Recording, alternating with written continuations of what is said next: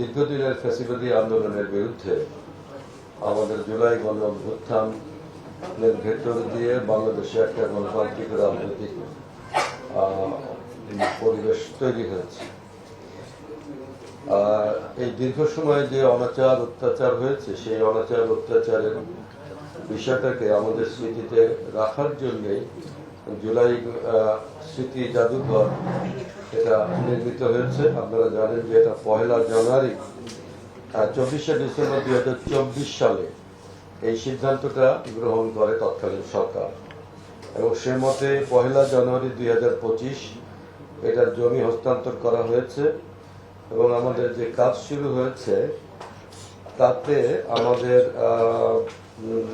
প্রয়োজনীয় বিধিবিধান তৈরি করতে হয়েছে। আমাদের পার্লামেন্টে সেটা আইন তৈরি করা হয়েছে, জাদুঘর অধ্যাদেশ আইন সংশোধন করা হয়েছে, প্রবিধান মালা তৈরি করা হয়েছে এবং গেজেট আকারে সেটা প্রকাশ করা হচ্ছে।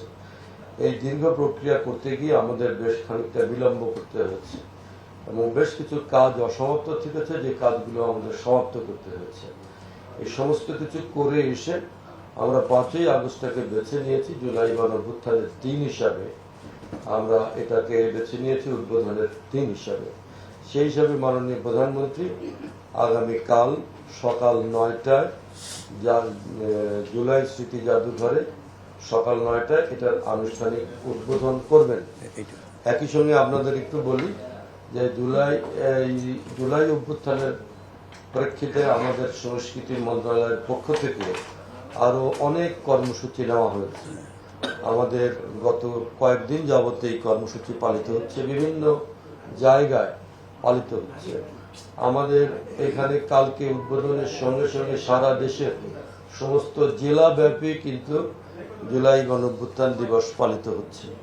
মুক্তিযোদ্ধা মন্ত্রণালয় থেকে পালিত হচ্ছে, একই সঙ্গে আমাদের সংস্কৃতি বিষয়ক মন্ত্রণালয় থেকেও কিন্তু এটা পালিত হচ্ছে। আর ঢাকা সহ বিভিন্ন জায়গায় আমাদের জুলাই গণ অভ্যুত্থানের প্রেক্ষিতে নানা ধরনের কর্মসূচি আমরা নিয়েছি।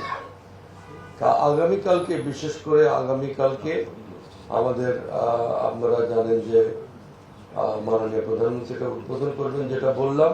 আর বিকেল বেলায় এই উদ্দেশ্যে একটা কনসার্টের আয়োজন করা হয়েছে সরদারদি উদ্যানে। এই হচ্ছে আমাদের বিষয়। আর অন্যান্য যে সমস্ত বিষয় আছে সেই সমস্ত বিষয়গুলো আপনারা এটা বুঝবেন যে প্রতিষ্ঠানটা চালু হলেই সবকিছু আয়োজন করেই চালু করা যায় না। এটা চালু করার পরে ধীরে ধীরে যে সমস্ত অনুষঙ্গগুলো আমাদের প্রয়োজন হবে সেগুলোকে আমরা পরিপূর্ণ করব বলে আমরা আশা করি।